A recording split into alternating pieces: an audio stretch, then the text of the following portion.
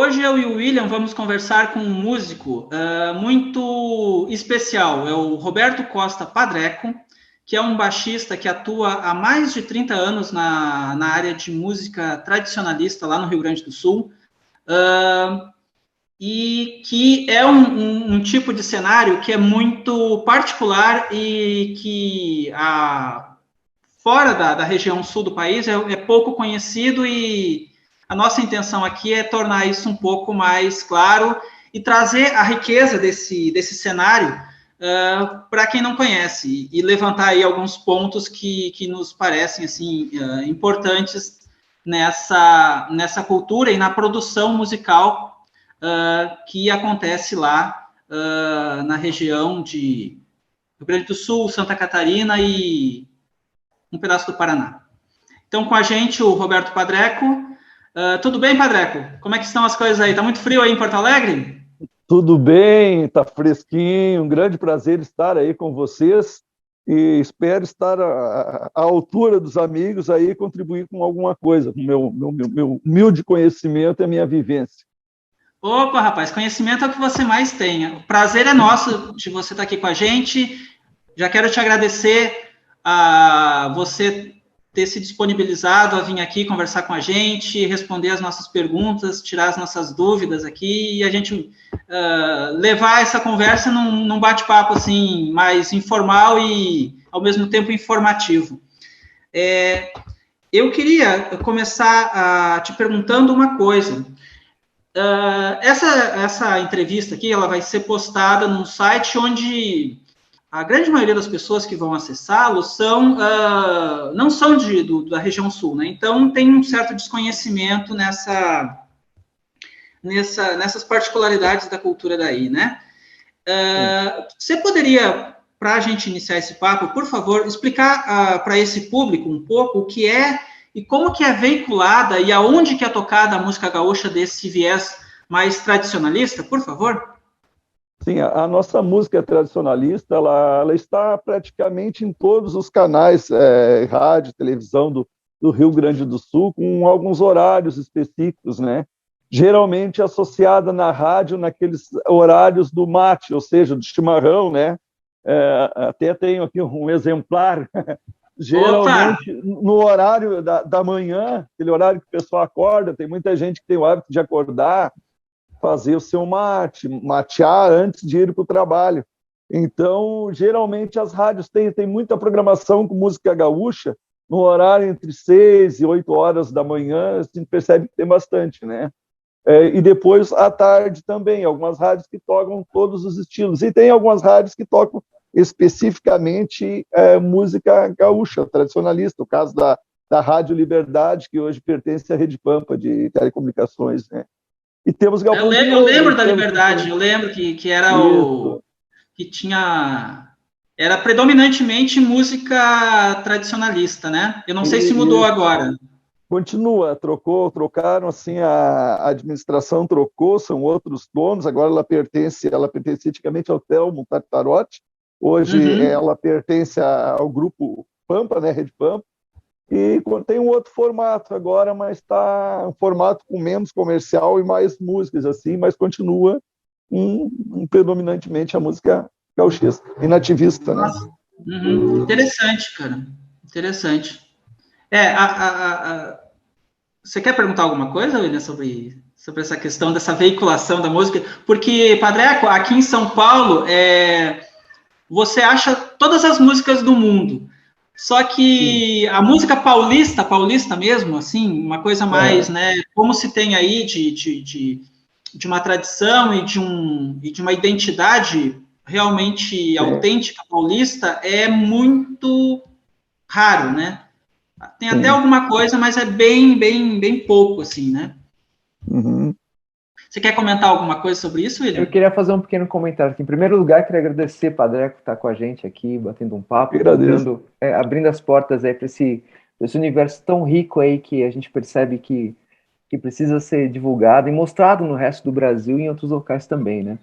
Eu sou paulista, né? Então eu nasci na cidade, nasci num local de um polo industrial, assim, então um pouco contato com essa natureza mais tanto com a natureza quanto com outros tipos de vida, assim. Então, eu sou um filho do urbano, assim, né? Então, para mim, fica interessante ver como essa música, né, de viés nativista é relacionada com essa figura do gaúcho aí, né? Sim. Eu queria saber qual que é a relação entre a música, né, que vocês estão chamando de nativista, e a figura do gaúcho, né, que é uma figura múltipla, interessante, né, que é filho de imigrantes, é filho do brasileiro. Como que essa música conversa com o gaúcho, né, na sua Pois raiz, é. na sua origem? Sim, tem toda essa coisa, né? Porque assim existem músicas, né? Honrando, valorizando a bombacha, a pilcha, e a pilcha precisa dessa música gaúcha também. Então é bem interessante essa ligação da música com a roupa, não só com o cavalo, mas com as vestes também. É bem interessante essa ligação que tem, né? Acho que uma não sobreviveria sem a outra, né? Não teria como existir sem a outra. É bem interessante isso. E isso está desde a origem, desde quando começou a aparecer a música com um viés que podia chamar de gaúcho mesmo. Isso foi quando? Imagina o século XIX? Foi antes? Como é que... Isso, mais ou menos. Eu acho assim que a bombacha ela veio para cá quando começaram com aquela coisa das charqueadas, né, de carnear aquele gado que veio da Europa com aquelas missões, né, os jesuítas, né, esse gado ficou, depois eles iam carnear. Aí parece, é o que a gente sabe, assim, né, que essas... até tem uma coisa que às vezes ofende, uma vez eu ouvi uma coisa que os gaúchos até não vai gostar, que a bombacha ela veio para cá numa sobra de guerra, né, que teve no Oriente, e eles vamos mandar lá para o sul isso aqui, que as pessoas estão lá, esse gado depois foi até caçado por esse pessoal que pegavam esse gado, carneavam e levavam em formato de charque, carne seca, para Minas Gerais, né? Então tem um pessoal que caçava esse gado perdido no mato aí, né? Se reproduziu, né?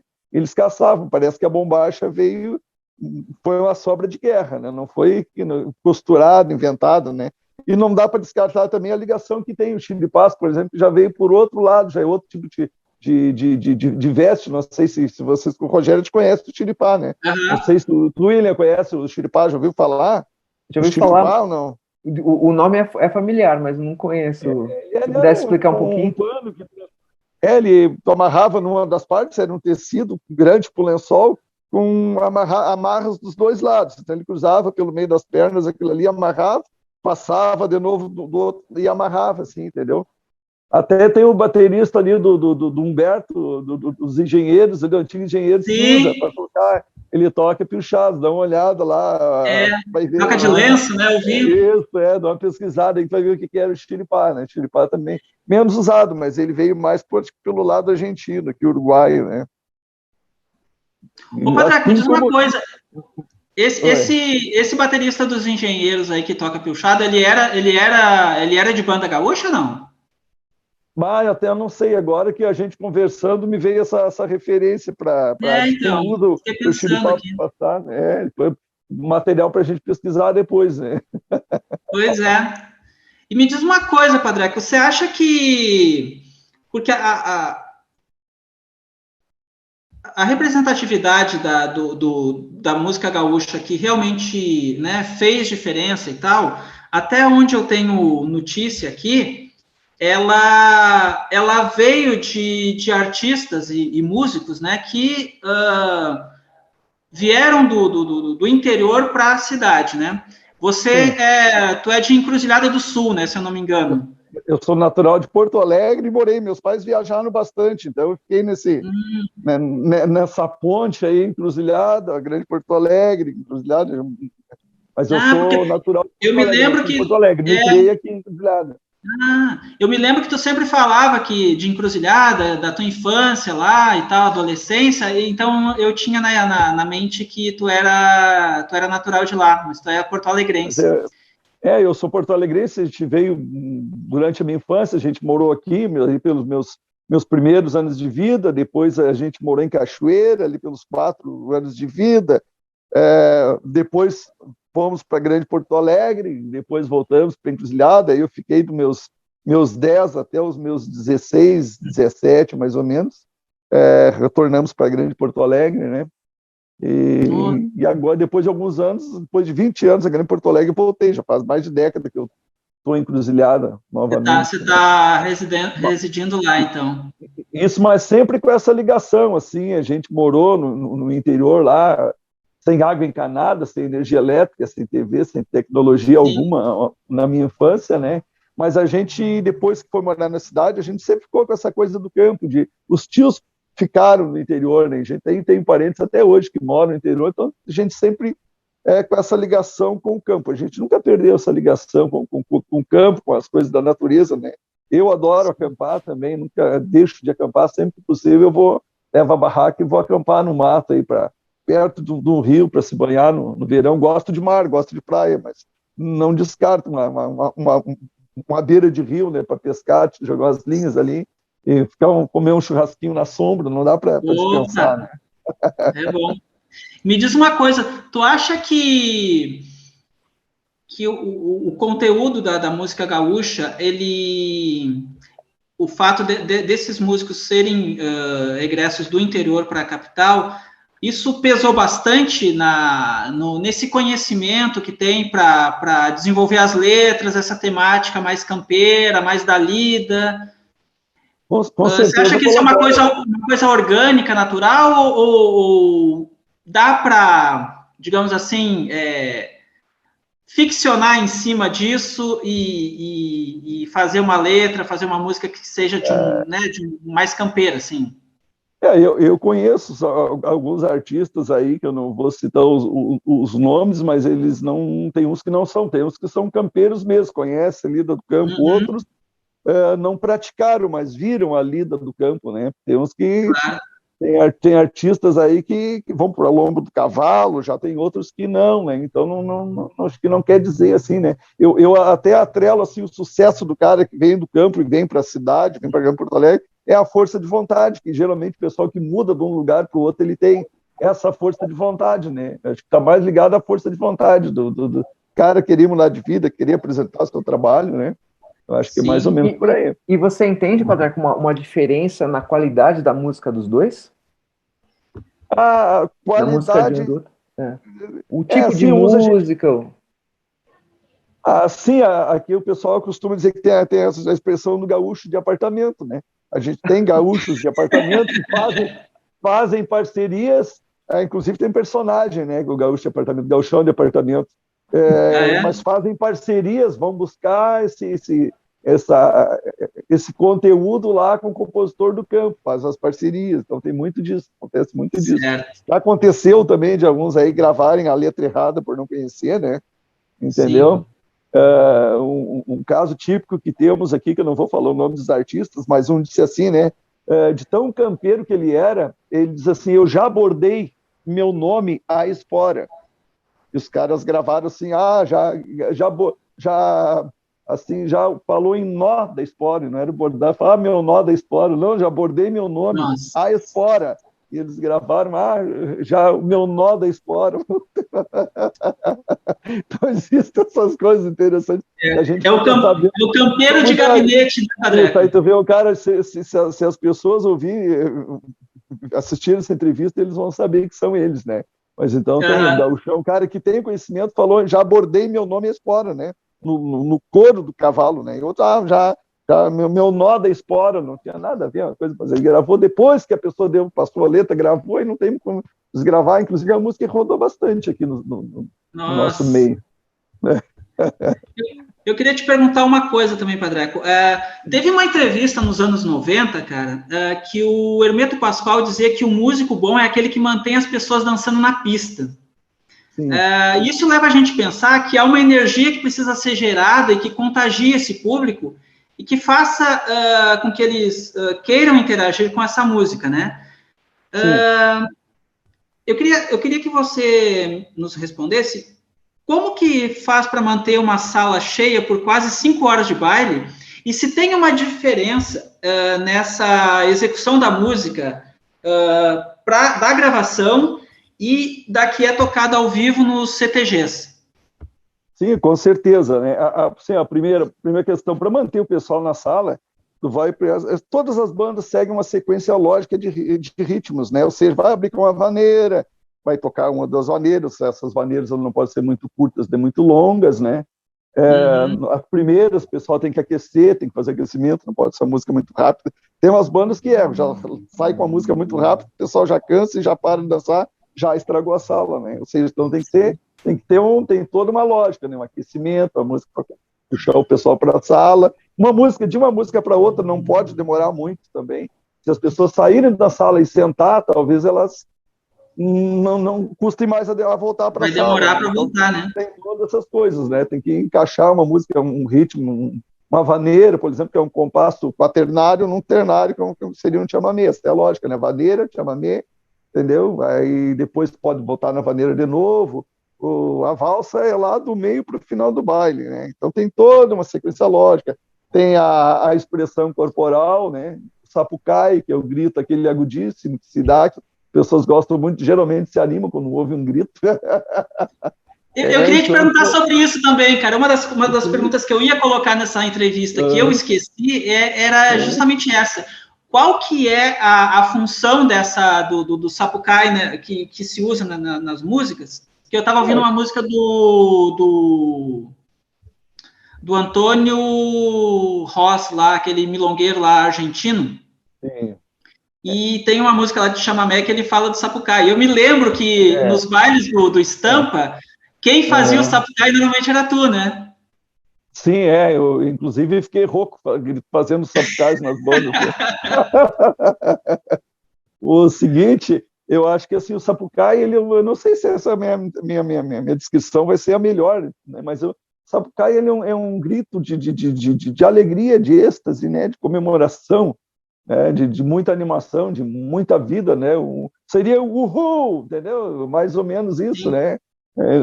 E vem das bandas, está muito ligado com o chamamé, né? Inclusive, tem um amigo meu que gosta muito desses ritmos aí, desses chamamés, ele, quando ia tocar o chamamé, ele dizia, não existe chamamé sem sapucai e não existe sapucai sem chamamé. Então são duas coisas, uma outra ligação que a música tem com essa questão do grito, do sapucai, né?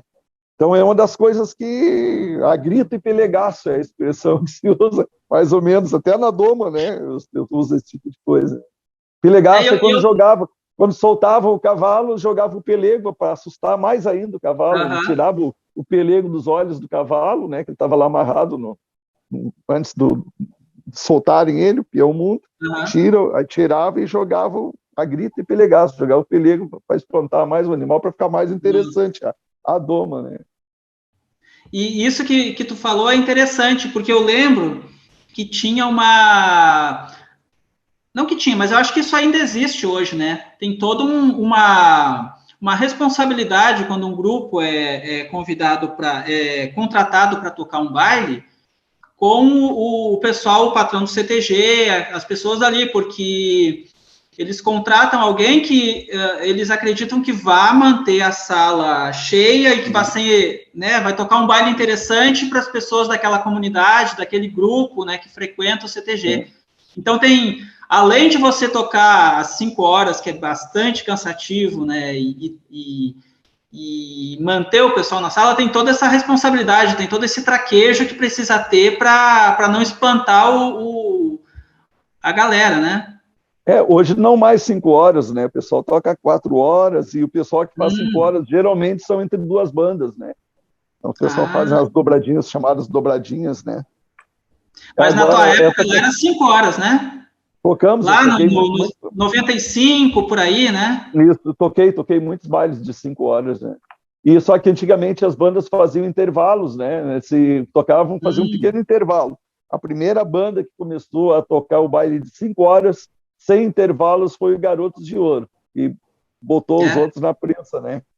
Tocavam 5 horas sem intervalo, né? Claro, tinha uma banda grande, tinha um músico para revezar, tinha toda uma estrutura, toda uma lógica, mas tinha um pessoal que muitos bailes eu toquei sem sair do palco nessas 5 horas aí, né? Eu me lembro que o teu substituto no Estampa, até deixa eu mostrar, eu trabalhei com o Padre Eco nesse grupo aqui, na época que saiu esse disco. Aqui o Padre Eco. Aqui. Cabeludo. Gaúcho, com o seu Fender. E eu lembro que o teu sub era o alemão, né? Que de vez em quando ele pegava o baixo lá no meio do baile para te tomar uma água e dar uma descansada. No banheiro, né? Tomar, sim, sempre é muito bom. O grande Helmi Hor, né? Isso. Um abraço a eles, se eles nos assistirem. É sempre muito bom para o baixista. Duas coisas que é importantíssimo para o baixista. Assim, ó, quando tu tem um baixista junto na banda, eu tive muita sorte, que eu tive muitos que eram operadores de áudio também, né? Era maravilhoso, né? Além do baixo estar sempre bem presente nas mixagens do baile, tinha aquela canjinha, sempre sim. Muitos amigos, graças a Deus. Eu me lembro que esse disco aqui ele é interessante porque, segundo eu sei, foi o primeiro disco de música gaúcha que tem uma música que começa com slap. Eu não sei se depois alguém começou a fazer isso e tal, mas eu lembro que na época se comentava que a primeira música que começava com slap era desse disco que tu tinha gravado. Eu acho que talvez sim, né? Até um tempo atrás a gente ficou nessa dúvida. Tem algumas outras coisas assim que foram gravadas, né? Mas talvez seja assim a primeira. A primeira coisa que acontecia na música, o nome da música era Canta Comigo Canta. A música começava com slap. Na época tive um baita incentivo do produtor, né? Que disse, cara, tu não vai conseguir. Opa! Porque o disco, na verdade, ele foi gravado de palheta, né? E o Sandro Coelho produziu esse disco aí, e aí ele já tinha, quando ele foi produzir o disco, ele já tinha recebido para fazer os contrabaixos também, eles não estavam sem baixista na época. Aí eu entrei na banda, o Sandro Coelho já tinha recebido para fazer as cordas e também o contrabaixo. Né? Disseram, para não ficar ruim, vamos fazer uma jogada. E o Sandro grava as 3 músicas, né? E para não ter que devolver o dinheiro para ele, tu participa nas outras. Tranquilo, né? Acertamos, fizemos esse acordo. Só que para gravar as 3 deles e concluir a parte das cordas, ele tocava baixo de palheta, eu tive que gravar de palheta. Os produtores geralmente não, o som tem que ficar dentro do padrão, então tu vai ter que tocar de palheta também. Né? Aí quando chegou na música do slap com a palheta, cara, tu não vai conseguir, né? Vai ter slap usando os dedos para a palheta, mas eu consegui. Na hora dá-se um jeito, né? Isso no tempo que se gravava com rolo ainda, né? Borrachão lá. Era tudo analógico, né, cara? Não tinha essas facilidades do cara ter um estúdio no celular, né? A edição era quase uma questão de sorte, né? Porque todo aquele movimento daqueles cabeçotes grandes ali até chegar no ponto para dar o início era bem complicado. Os operadores tinham que ser bons para fazer edição. Tinha que ser fera, né? Os caras geralmente os tios sempre teve os bons nas suas áreas, né?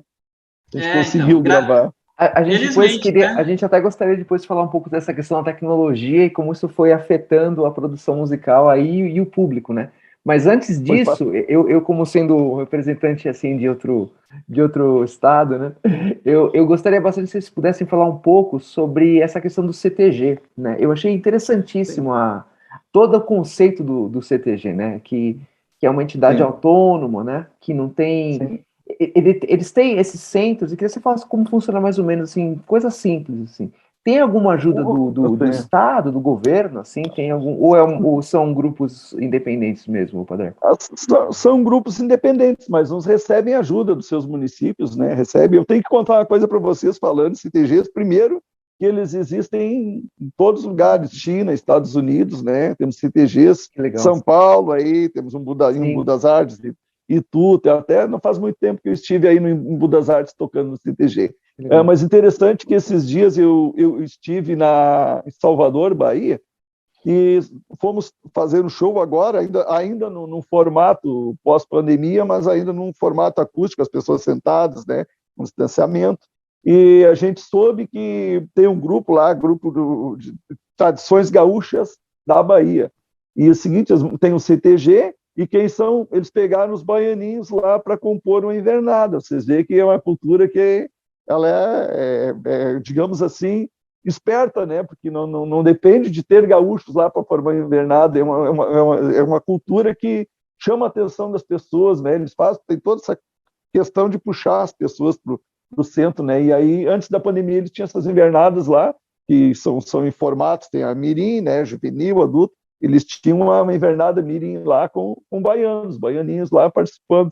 Tem Acre, tem outra coisa interessante, tem um amigo Estélio, mora no Acre, nunca veio no Rio Grande do Sul e ele anda mais pilchado que nós gaúchos, se apaixonam por essa cultura, talvez assim, porque atrás dessa cultura tem um churrasco, né?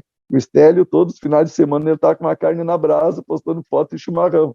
Talvez por isso, mas ele é gordinho, fofinho.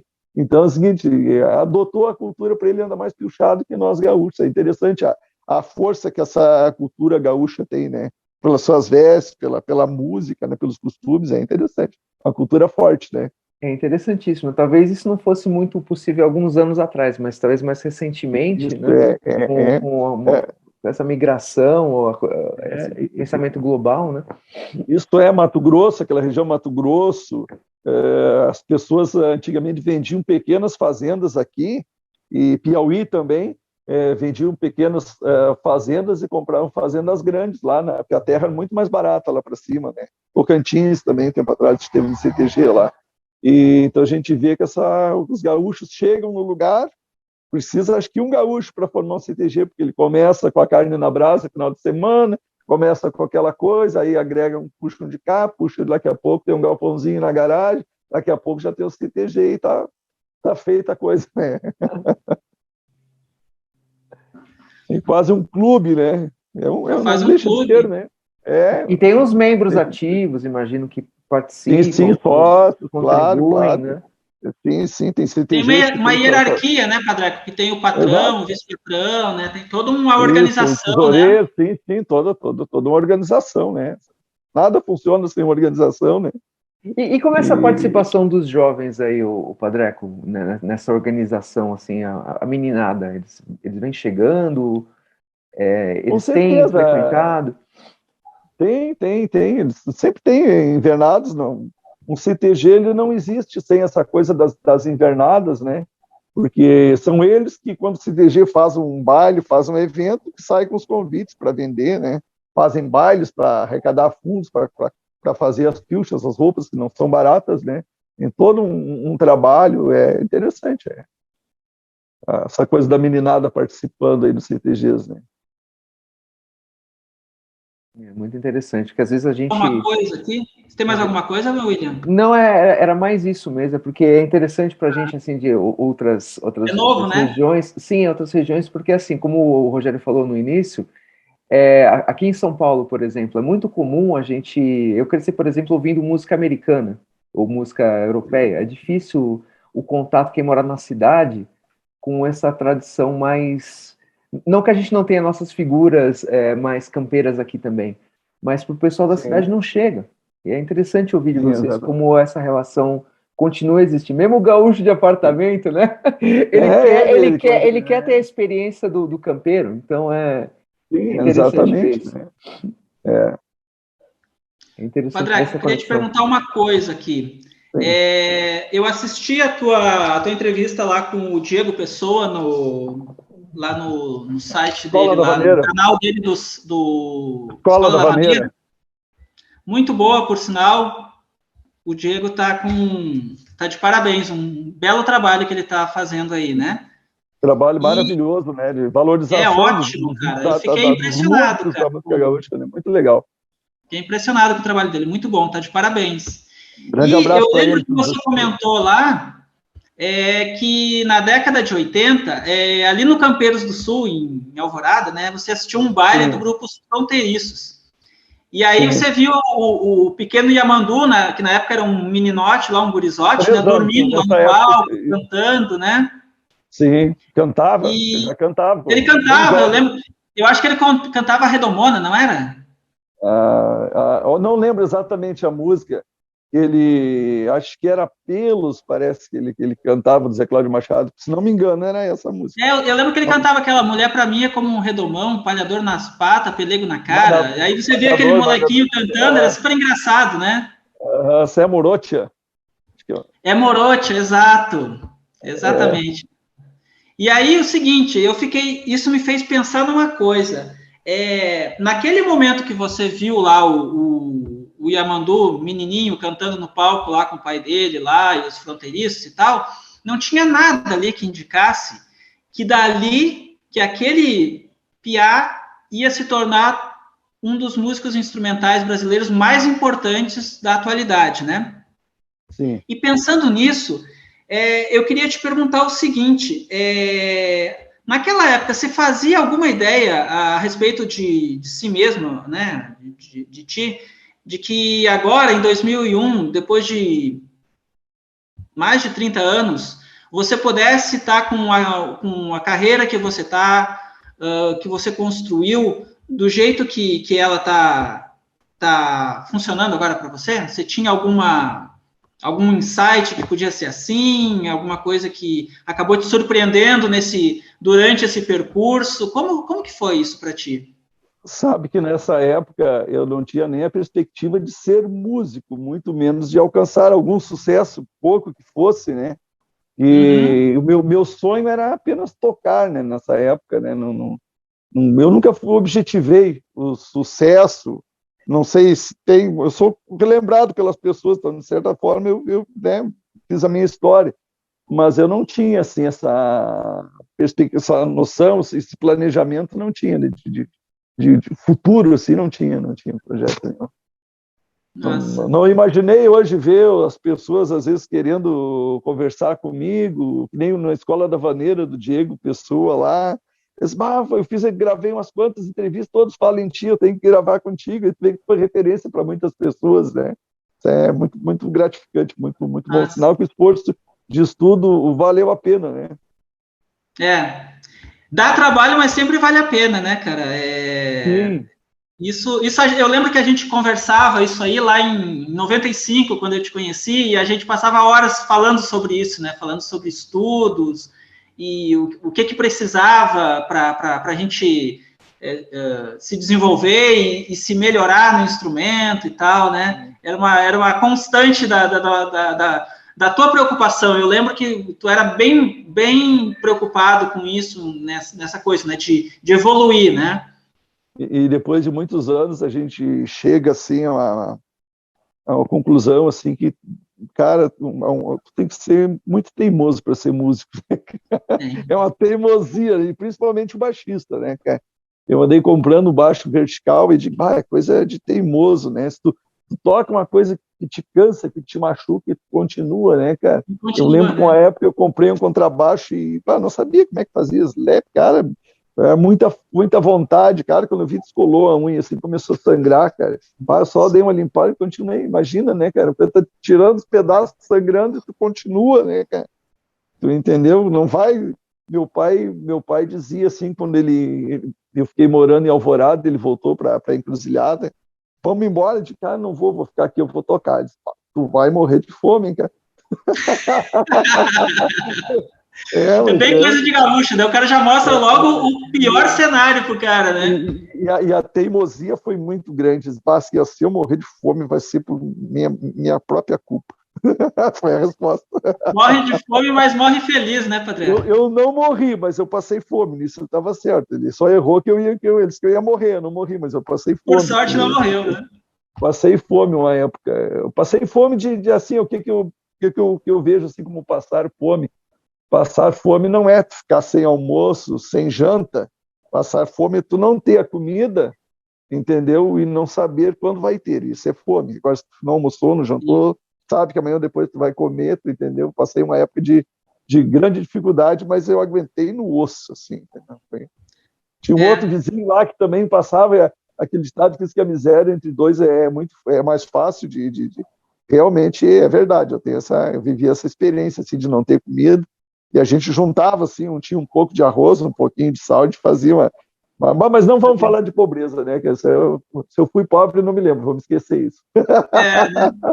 O que importa é o seguinte, cara, que deu certo e a tua carreira, realmente, o Diego, quando fala lá, ele tá certo, porque eu trabalhei uns 3 anos, mais ou menos, na equipe técnica do Estampa.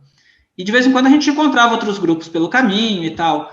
E era muito, muito interessante, cara, porque todo mundo te conhecia, cara. Todo mundo, e o Padreco não tá mais tocando? Tem falado com ele e tal. Todo mundo tinha você, assim, como uma figura importante, assim, não só no contrabaixo, mas na questão de cantar e de voz também, né? Então... Eu até não... Eu me vejo assim, não querendo cortar, que eu sou meio falante, viu? É um problema, daqui a pouco eu não deixo vocês fazer as perguntas. Mas assim, eu sempre me vi com amizade, sempre gostei dessa coisa de ser amigo de todo mundo, entendeu?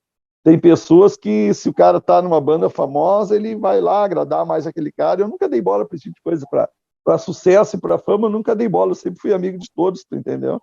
De todos. Dias atrás encontrei um amigo que ele me disse uma coisa, me contou uma história que eu não lembrava, né? O Madruga do Serranos, contrabaixista do Serranos hoje, uma das maiores bandas da nossa música. E ele me contou a história, não lembrava mais. Quando ele tinha uns 9 anos, 9, 10 anos, ele foi num baile que a gente ia tocar e eu deixei ele pegar meu Factor. Nessa época eu tinha um Factor. Ele nunca mais esqueceu. Cara, eu disse, meu único contato que eu podia ter com a música, meus pais me proibiam de ir no baile, me proibiam. Eu fui lá de tarde, tu deu contrabaixo para me tocar, cara. Teu Factor, cara, tu deu para um piá pegar. Eu, claro, sempre chegou com educação, conversou problema, comigo. né, cara? Não tinha nada que dissesse para mim que eu não deveria deixar ele sentir o instrumento, ligar. Era pesado, até deve ter judiado dele, porque o instrumento pesado meu era muito pesado. E, então, essa coisa, sempre tive de respeitar qualquer pessoa, né, cara? Tu vê, né, quando ele já pensou se eu tivesse queimado, não desse atenção para ele, né? Pois ninguém vai lembrar de ti, né, cara? Ou se iam lembrar, iam falar mal, né? O mundo gira, até fui num baile de atrás, toquei com eles lá, fiquei até tempo demais no palco, eu vejo assim, quando uma banda a gente chama de dar uma canjinha, né? Quando te chamam no baile, eu não gosto, porque é o seguinte, né? Eu moro aqui em Encruzilhada, aí vem o Serranos tocar o baile, as pessoas têm aquela expectativa. Aí, daqui a pouco, quem tá no palco? O Padreco. Mas o Padreco eu vejo, eu toco com o pessoal aqui em Encruzilhada também, aqui o Pedro Rosa, o Adriano, que ele faz uns trabalhos de barzinho, meu parceiro musical também, pessoal de festival, a gente toca aqui, e a gente está na comunidade, né? Então, mas eu paguei para ver os Serranos, está o Padreco no palco. É o Padreco, né? Mas eu fiquei quase meia hora no palco com eles, a convite do Madruga, do William Gaiteiro, que é muito meu amigo também, toquei com ele em outra banda aí. Mas é muita história, né, cara? Vou deixar vocês fazerem as perguntas aí. Ô, Padreco, desculpa só te cortar, cara, o nosso tempo está acabando aqui, a gente vai encerrar essa primeira parte e aí a gente continua na segunda, a gente comenta mais disso, pode ser? Beleza, vou tomar um mate aqui então, enquanto isso. Aproveita aí, já toma um verde aí, eu vou tomar uma água aqui. Perfeito. Beleza, pode ir, até já. Eu vou começar a parte 1, então. Vou te cortar, por favor.